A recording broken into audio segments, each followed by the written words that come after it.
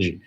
ਅਗਲੀ ਖਬਰ ਰਸ਼ੀਆ ਤੇ ਯੂਕਰੇਨ ਦੀ ਜੋ ਲੜਾਈ ਚੱਲ ਰਹੀ ਆ, ਕਹਿੰਦੇ ਰਸ਼ੀਆ ਵਾਲਿਆਂ ਨੇ ਆਪਣੀ ਜੋ ਵੈਪਨਰੀ ਆ ਤੇ ਜੋ ਉਹ ਟੈਕਟਿਕਸ ਯੂਜ਼ ਕਰਦੇ ਆ, ਉਹਨਾਂ ਨੂੰ ਕਾਫੀ ਜ਼ਿਆਦਾ ਪਿਛਲੇ ਸਾਲ ਦੇ ਦੌਰਾਨ ਇੰਪਰੂਵ ਕਰ ਲਿਆ। 15 ਮਹੀਨਿਆਂ ਤੋਂ ਚੱਲ ਰਹੀ ਇਸ ਲੜਾਈ ਦੇ ਵਿੱਚ ਰਸ਼ੀਆ ਵਾਲਿਆਂ ਨੇ ਕਾਫੀ ਲੈਸਨ ਸਿੱਖੇ ਹੈਗੇ ਆ ਤੇ ਹੁਣ ਯੂਕਰੇਨ ਦੇ ਜੋ ਟਰੂਪਸ ਆ ਉਹ ਰਸ਼ੀਆ ਦੇ ਡਿਫੈਂਸ ਦੇ ਨਾਲ ਫਾਈਟ ਤਾਂ ਜ਼ਰੂਰ ਕਰ ਰਹੇ ਆ।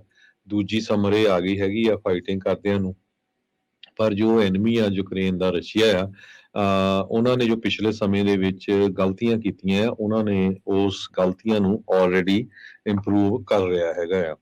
ਤੇ ਮਾਸਕੋ ਨੇ ਕਹਿੰਦੇ ਜੋ 1000 ਕਿਲੋਮੀਟਰ ਦੇ ਕਰੀਬ ਜੋ 600 ਦੇ ਕਰੀਬ ਮੀਲ ਬਣਦੇ ਆ ਫਰੰਟ ਲਾਈਨ ਦੇ ਉੱਤੇ, ਜੋ ਉਹਨਾਂ ਦਾ ਬਾਰਡਰ ਲੱਗਦਾ ਹੈ ਯੂਕਰੇਨ ਦੇ ਨਾਲ, ਉੱਥੇ ਇਲੈਕਟ੍ਰੋਨਿਕ ਵੈਪਨਸ ਆਪਣੇ ਇੰਸਟਾਲ ਕੀਤੇ ਆ ਤਾਂ ਕਿ ਯੂਕਰੇਨ ਦੇ ਜੋ ਡਰੋਨਸ ਹੈਗੇ ਆ ਉਹ ਉੱਥੇ ਐਂਟਰ ਨਾ ਹੋ ਸਕਣ, ਕਿਉਂਕਿ ਯੂਕਰੇਨ ਕਾਫੀ ਸਮੇਂ ਤੋਂ ਆਪਣੇ ਡਰੋਨਸ ਨੂੰ ਹੈਵੀ ਬੰਬ ਸਿੱਟਣ ਦੇ ਲਈ ਵਰਤ ਰਿਹਾ ਸੀਗਾ।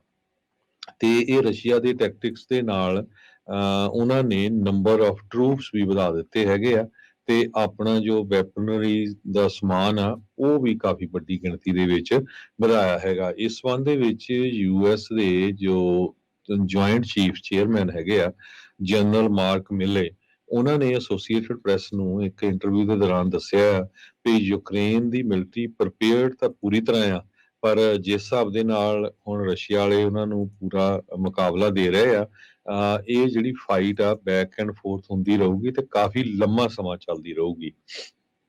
ਪਿਛਲੇ ਹਫਤੇ ਇੱਕ ਬਹੁਤ ਹੀ ਖਤਰਨਾਕ ਫਲੱਡਿੰਗ ਉੱਥੇ ਹੋ ਗਈ ਸੀ ਜਦੋਂ ਇੱਕ ਡੈਮ ਨੂੰ ਤੋੜ ਦਿੱਤਾ ਗਿਆ ਸੀ। ਯੂਕਰੇਨ ਵਾਲੇ ਕਲੇਮ ਕਰ ਰਹੇ ਆ ਰਸ਼ੀਆ ਤੇ ਰਸ਼ੀਆ ਵਾਲੇ ਜੋ ਆ ਉਹ ਯੂਕਰੇਨ ਦੇ ਉੱਤੇ ਕਲੇਮ ਕਰ ਰਿਹਾ ਵੀ ਉਹਨਾਂ ਨੇ ਤੋੜਿਆ ਹੈਗਾ, ਪਰ ਬਹੁਤ ਲੋਕਾਂ ਦਾ ਉੱਥੇ ਨੁਕਸਾਨ ਹੋਇਆ। ਲੋਕਾਂ ਦੇ ਜਿਹੜੇ ਘਰ ਆ ਉਹ ਪਾਣੀਆਂ ਦੇ ਵਿੱਚ ਡੁੱਬ ਗਏ, ਬਹੁਤ 30 35 ਫੁੱਟ ਤੱਕ।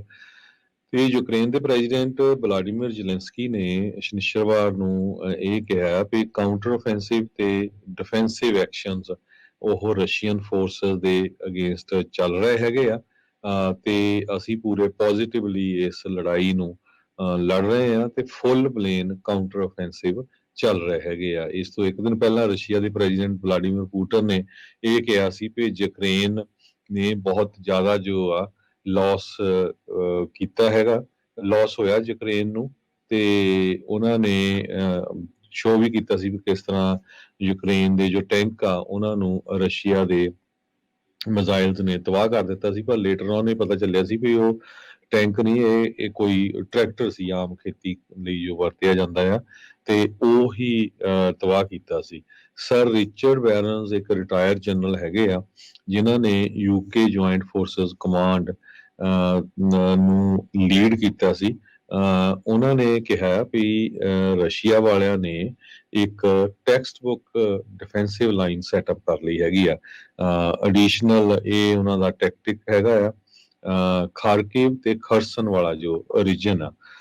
ਸੋ ਉਹਨਾਂ ਨੇ ਕਿਹਾ ਕਿ ਰਸ਼ੀਆ ਦੀ ਅਬਿਲਿਟੀ ਕਾਫੀ ਇੰਪਰੂਵ ਹੋਈ ਹੈ ਕਾਊਂਟਰ ਤੇ ਹੋਰ ਡਰੋਨ ਯੂਜ਼ ਕਰਨ ਦੇ ਲਈ, ਤੇ ਮਾਸਕੋ ਨੇ ਕੀ ਐਸੈਟਸ ਲਾਈਕ ਕਮਾਂਡ ਹੈਡਕੁਆਟਰਸ ਤੇ ammunition ਡੰਪਸ out of artillery range, ਇਹ ਸਾਰਾ ਕੁਝ ਇਹਦੇ ਤੇ ਕਾਫੀ ਇੰਪਰੂਵ ਕੀਤਾ ਹੈ।